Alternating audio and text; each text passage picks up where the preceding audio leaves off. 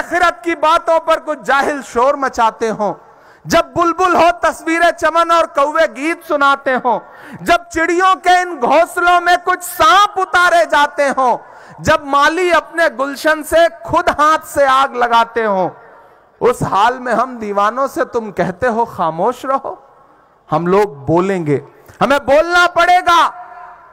हम इसलिए जिंदा हैं कि हम बोल रहे हैं। दुनिया किसी गूंगे की कहानी नहीं लिखती। सलाम करता हूं हैदराबाद की इस तारीखी सरजमीन को। वक्त बहुत कम बचा है। बिलाल साहब ने बताया कि 15 मिनट का वक्त बाकी है। मैंने कहा भाई थोड़ा तो हमारे और उनके बीच में फर्क रहने ही दो कम से कम। हम करें बात दलीलों से तो रद्द होती है, हम करें बात दलीलों से तो रद्द होती है। उनके होठों की खामोशी भी सनद होती है। कुछ न कहने से भी छिन जाता है एजाज़े सुखन, जुल्म सहने से भी जालिम की मदद होती है। हैदराबाद वालों, ये जो प्रोग्राम है संविधान जिंदाबाद, कांग्रेस पार्टी ने पार्लियामेंट के अंदर देश के होम मिनिस्टर साहब अमित शाह साहब ने जो डॉक्टर बाबा साहब अंबेडकर जी का अपमान किया, उसके खिलाफ पूरे देश में प्रोटेस्ट के तौर पर, एहतजाज के तौर पर एक प्रोग्राम प्लान किया जिसका नाम रखा जय बापू, जय भीम, जय संविधान। हमारे माइनॉरिटी डिपार्टमेंट ने यह अहद किया कि हम देश में 25 बड़ी संविधान जिंदाबाद की सभाएं करेंगे।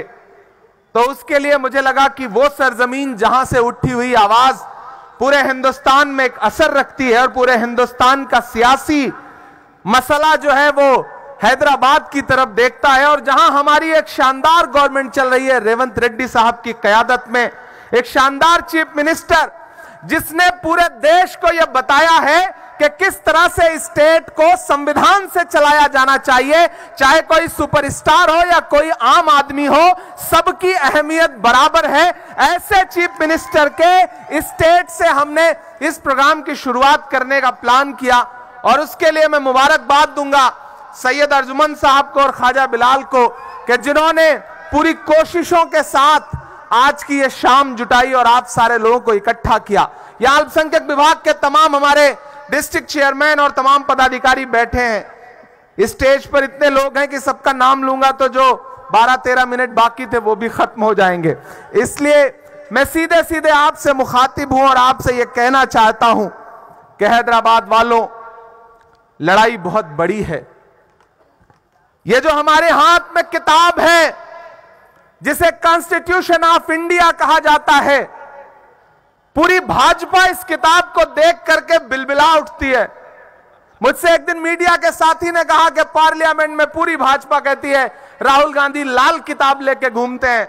मैंने कहा इतना लाल रंग देख करके सांड भी नहीं भड़कता है जितना लाल किताब देख करके आजकल भाजपा वाले भड़कते हैं। यह किताब महज एक किताब नहीं है। अगर आपको लगता है कि यह किताब सिर्फ एक कागज की किताब है तो आप गलतफहमी के शिकार हैं। यह किताब दरअसल हिंदुस्तान का आईन है, वो आईन जो ये बताता है कि इस देश में दूर दराज गांवों में, पहाड़ियों में वो जो भोले भाले लोग रहते हैं जिन्हें अब भी इस किताब पर यकीन है, इस संविधान पर यकीन है। यह संविधान जो ताकत देता है कि इस देश में जितना अंबानी के वोट की अहमियत है उतना ही एक रिक्शा चलाने वाले मजदूर के भी वोट की अहमियत है। यह किताब जो यह ताकत देती है कि इस देश के संसाधनों पर जितना हक अडानी का है उतना ही फावड़ा लेकर के मजदूरी करने वाले एक किसान का भी है। यह किताब जो ताकत देती है कि कोई किसी भी विचारधारा का हो, लेकिन अगर वो देश के इक्तदार पर बैठेगा तो उसे इस किताब के हिसाब से चलना पड़ेगा, तानाशाही से नहीं चल सकता है। यह किताब बहुत जरूरी और बहुत अहम किताब है। अनिल यहां बैठे हुए हैं। उस दिन पार्लियामेंट में जब अमित शाह साहब बोल रहे थे तो जब वो बोलते बोलते अपने पूरे अहम में आए, गुरूर में आए, तो उन्होंने बोलते बोलते कहा कि आजकल एक फैशन हो गया है अंबेडकर अंबेडकर अंबेडकर अंबेडकर। अरे इतनी बार भगवान का नाम लेते तो 7 जन्मों के लिए स्वर्ग मिल जाता। मैं और अनिल पीछे बैठे थे।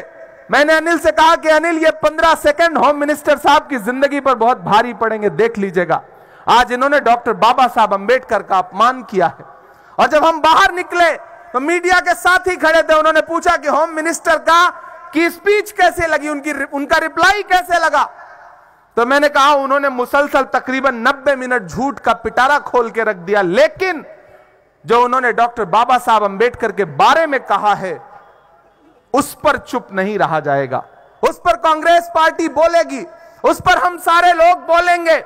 मैं राहुल गांधी जी के साथ सियासत करता हूं, उनके कंधे से कंधा मिला करके चलता हूं। हमारे नेता ने यह सिखाया है कि मुल्क में नफरतों की आवाजें कितनी भी बुलंद हों, लेकिन जब देश को आपकी जरूरत हो तो अलल ऐलान ये नारा लगा करके खड़े हो जाओ कि नफरत छोड़ो, भारत जोड़ो। मैं चला हूं राहुल गांधी के साथ, मैंने देखे हैं राहुल गांधी के पांव के छाले 4000 किलोमीटर इसी आईन को बचाने की लड़ाई लड़ने के लिए वो इंसान कन्याकुमारी से कश्मीर तक चलता रहा, अपने पैर के छालों की परवाह किए बगैर। मैं चला हूं राहुल गांधी के साथ। मुझसे लोग कहते थे इमरान साहब आप तो सियासत दामाद में हैं, शायर पहले हैं, आप राहुल गांधी के साथ चल रहे हैं, आप क्या कहेंगे। तब मैं कहता था कि जो हर जालिम से टकराएगी वो आंधी बनाऊंगा, जो हर जालिम से टकराएगी वो आंधी बनाऊंगा। नए अंग्रेज आए हैं, नया गांधी बनाऊंगा।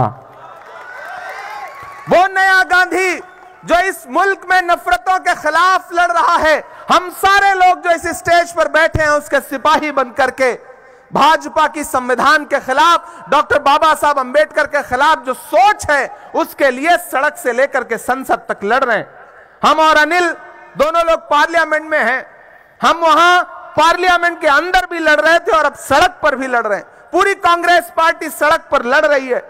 हैदराबाद वालों, इस लड़ाई में मैं आपको शामिल करता हूं। आज बहुत ज्यादा तकरीर का वक्त नहीं है, लेकिन आपसे बस ये कहने आया हूं कि इस दौर में खामोश रहने से काम नहीं चलेगा। हैदराबाद वो सरजमीन है जिसने हमेशा मुल्क को सही डायरेक्शन दिया है। हैदराबाद से उठी हुई आवाजें पूरे देश में एक असर रखती हैं। यहां चलने वाली हुकूमत एक इंसाफ पसंद हुकूमत है, और मैं तो रेवंत रेड्डी साहब को इस बात के लिए भी मुबारकबाद दूंगा कि उन्होंने ड्रग्स के खिलाफ जो कैंपेन चला रखी है वो मुबारकबाद की मुस्तहक है, और उसके लिए पूरे मुल्क में लोगों को खड़ा होना चाहिए। मैं अभी पिछले दिनों एक मिनिस्ट्री की मीटिंग में था, स्टैंडिंग कमेटी की, मैंने वहां भी ये आवाज उठाई कि जिस तरह से तेलंगाना के चीफ मिनिस्टर ड्रग्स के खिलाफ कैंपेन चला रहे हैं उससे पूरे मुल्क को सीखने की जरूरत है।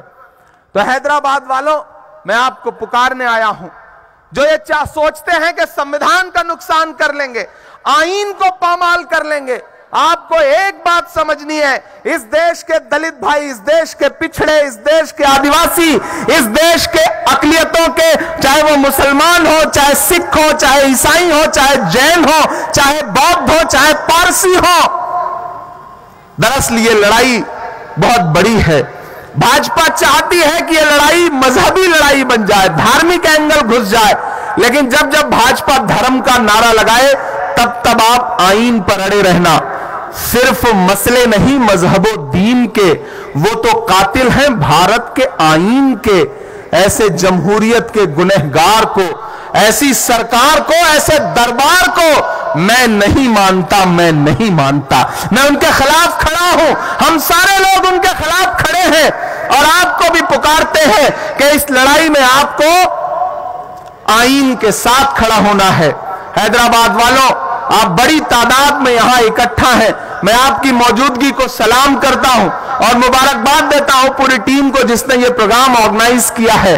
आज चूंकि वक्त बहुत कम है, मैं आपसे क्या ज्यादा गुफ्तगू करता, लेकिन इतना आपसे कह रहा हूं कि फिर से एक बार समझदारी के साथ, होशियारी के साथ हैदराबाद से आवाजें पूरे देश में जानी चाहिए, यहां से आवाज उठनी चाहिए, यहां की आम आवाम को आवाज उठानी पड़ेगी कि मुल्क में आईन बचेगा तभी मुल्क बचेगा, डॉक्टर बाबा साहब अंबेडकर का संविधान बचेगा तभी मुल्क बचेगा, महात्मा गांधी के उसूल बचेंगे तभी मुल्क बचेगा, मौलाना अबुल कलाम आजाद की सदाएं बचेंगी जो उन्होंने जामा मस्जिद दिल्ली की सीढ़ियों पर खड़े होकर दी थी, तभी मुल्क बचेगा। इस देश में जो हमारे बुजुर्गों ने, जो हमारे पुरखों ने, जो हमारे आबाओ अजदाद ने जो खिदमत की है, अगर उनको याद रखा जाएगा तभी मुल्क आगे बढ़ेगा। इन्हीं नारों के साथ मैं आपसे बस इतना कहना चाहता हूं साथियों कि इस लड़ाई में आप सब हमारा साथ दीजिए। कोई ज्यादा तकरीर नहीं करना है, बस मैं उनसे कहना चाहता हूं जो इस किताब को महज एक किताब बना के रख देना चाहते हैं, मैं उनसे कहना चाहता हूं कि कैंची से चिरागों की लवें काटने वालों, कैंची से चिरागों की लवें काटने वालों, कुदरत के करिश्मों से लड़ोगे तो मिटोगे। तुम फूल को चुटकी में मसल सकते हो लेकिन खुशबू को बिखरने से नहीं रोक सकोगे। यह किताब जो इस देश के अकलियतों को, दलितों को हक देती है कि आप भी इस मुल्क में बराबर के शहरी हैं। जितना नरेंद्र मोदी जी का हक है उतना ही आपका भी हक है, इमरान प्रतापगढ़ी का भी हक है, आरजुमन का भी हक है, ख्वाजा बिलाल का भी हक है। मैं आपसे अपील करता हूं, ये जो संविधान जिंदाबाद का नारा है, इस नारे के साथ आप सारे लोगों को खड़ा होना है। संविधान जिंदाबाद, संविधान जिंदाबाद, संविधान जिंदाबाद, संविधान जिंदाबाद, संविधान जिंदाबाद। बहुत शुक्रिया हैदराबाद, फिर आपसे मुलाकात होगी। इतनी बड़ी तादाद में आप सारे लोग इकट्ठा हुए, शुक्रिया, बहुत मोहब्बत।